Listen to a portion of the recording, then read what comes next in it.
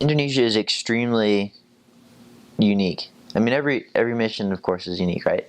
But Indonesia is really, really unique. There's only about 70 missionaries that serve there. It's a mission that's about as wide as the United States, which most people don't really know that Indonesia is that large, but it is. In terms of landmass, it's not, because it's just a chain of 17,000 islands. And missionaries are allowed on, well, we serve actively on 3. So there's an island called Java, and that's where the bulk of your time is going to be spent serving. I mean, like I said, 90% of the members live there, and in Java, you'll be speaking Indonesian, Bahasa Indonesia, the whole time. However, every single city has a different language. So sometimes you'll be learning Javanese, sometimes you'll be learning Sundanese. Sundanese, I think so. I don't know, there's so many languages. So it's like really fun. Each city that you go to, you're also learning. Besides improving your Indonesian, you're also learning a different local language, which is really kind of cool. And if you can kind of just learn, like, I wouldn't recommend, honestly, like really going into learning all that stuff and spending a lot of time getting into it. But it's worth, I think, learning the basics for each language that you go to, and you can kind of connect with the local people that way. And people love you for being able to speak Indonesian, or like just trying to speak their language. You know, it's the coolest thing. So anyway, back to the stats of the mission. Indonesia, so there's 70 missionaries total.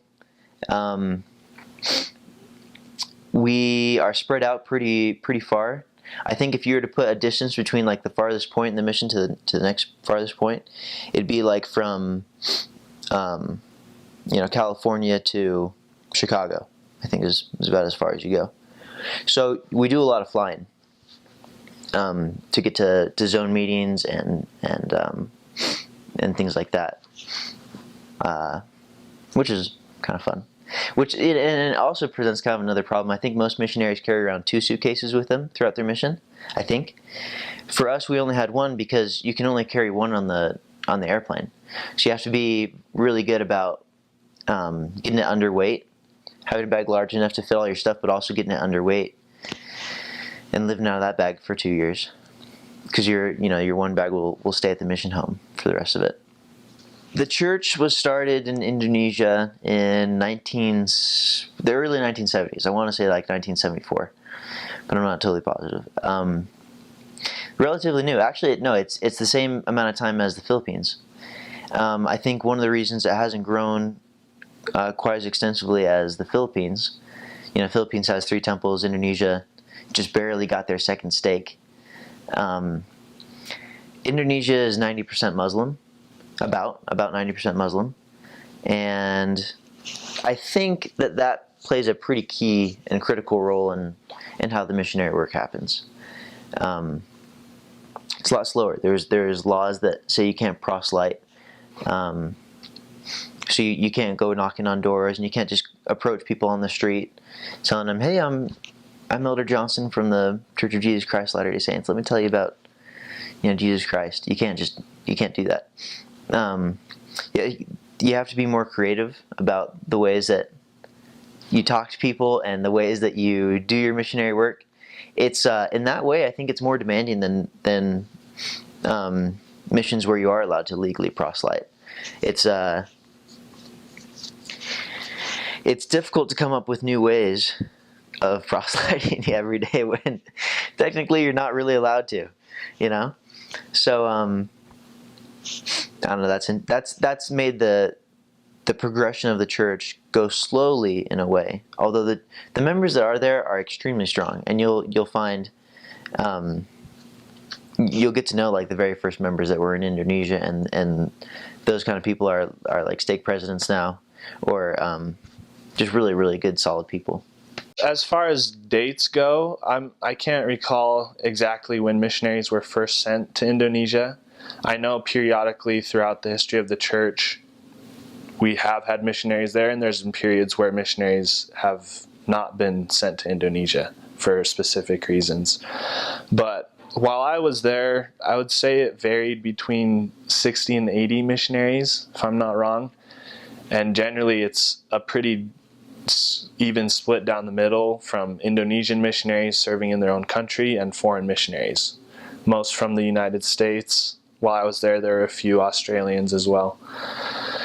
And as far as area goes for the church, the main island that the church is established on is called Java. And that's where, when I was there at least, that's where all the areas for missionaries were, except for two. There's one area on Sulawesi, it's called Manado, and there's one other area called Medan. It's on the island Sumatra. So other than on Java, there were only two areas. It may have since expanded. I'm not 100% sure. But my understanding of that is the church wants to grow where it already is before they start spreading out to, various islands, which makes sense. But Java is predominantly Muslim. Indonesia is actually the highest population of Muslims in the world, and Java is very Muslim. So that's where the church is at. While I was there, I actually, during my 2 years there, the first two stakes were organized, which is really cool to see that sort of progress in the church in such a Muslim-dominated country. So mostly on Java is where the missionaries are located at, with those two other areas that I mentioned earlier. As far as the work goes, missionary work itself, proselyting, I never knocked a door on my mission. It's not allowed. The government, I believe, has asked that the church respects their wishes, that we don't just openly go knocking on people's doors, which is fine. There's still, you can do missionary work in a lot of other ways. Generally, I've heard people say it's a non-proselyting mission. In order to find people, you can talk to anybody. My mission president always told us, you can talk to anybody you see on the streets, on the bus, in a taxi. Anybody you can talk to, you can approach them and strike up a conversation. Generally, you don't want to go up and just blatantly say, we're missionaries from the Church of Jesus Christ. We'd like to share a message, because that's a little too forward, especially assuming that person's going to be Muslim. So you can talk to anybody. Indonesians are very friendly in general, especially to foreigners. They'll be very curious as to why you're there, what your purpose is. And once they start asking you questions in return, that opens up the opportunity for you to say why you're there. We're missionaries. We're serving in various ways, teaching people about our religion. We do a lot of humanitarian service in Indonesia as well. So you can talk to anybody. There are limitations on how forward you can be, who you can openly proselyte to, but you can try and talk to anybody you want. And then judging by their response, you then decide whether or not to kind of delve deeper into why we're there as far as religious reasons go. That's one thing that's really fun about serving in Indonesia, is you have to be creative. A lot of missionaries, you talk to Peter, I'm not sure how much detail he went to, but in one of the areas he served in, he started this huge service project where they went to some zoo and started doing service there. Like, totally random. I've never heard of anybody doing that, but it's a way to get the church's name out there and for people to see, essentially, we're there to serve. We're doing Christ-like service, helping people regardless of whether or not they're already Christian or they're going to accept our message. You're doing service. So you have to get creative. Like I said, he went to some zoo and coordinated with them to have the missionaries go there once a week and provide service. They met a lot of people that way. There's a lot of service out in the community that we did, cleaning parks, streets.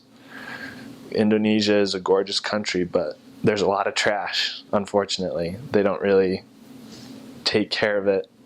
Well, I don't want to say they don't take care of it, but there's just a lot of trash that can be picked up. Just simple things like that.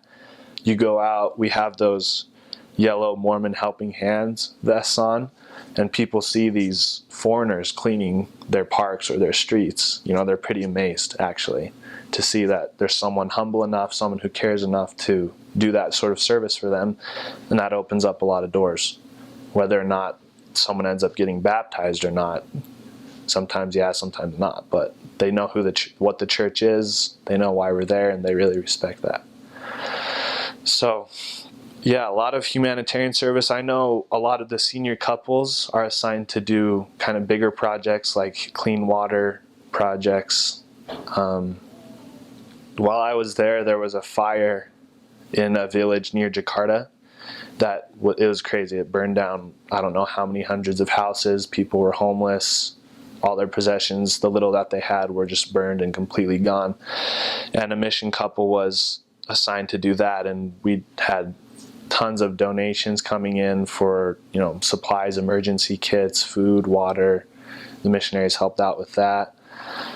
I know in the past there's been a lot of natural disasters, volcanoes, earthquakes, things like that, tsunamis, and the church plays a big role in helping out with that as well. So as far as service goes, there's plenty of opportunity there.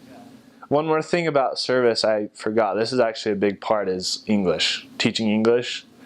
Every area the missionaries serve in, there's an English class at least once a week. Generally it's held at the church, and depending on the city, the classes vary in size and how often, but that's a good way. I know there's been quite a bit of success on letting people know about the church, building relationships with people in the community that way. Even, depending on how far they go with investigating the church, I'm not sure, but it's a good way to get to know people, provide service. It's really fun. They love talking to foreigners and learning about what the United States is like, or Australia, wherever you're from. So that's a big one, is teaching English.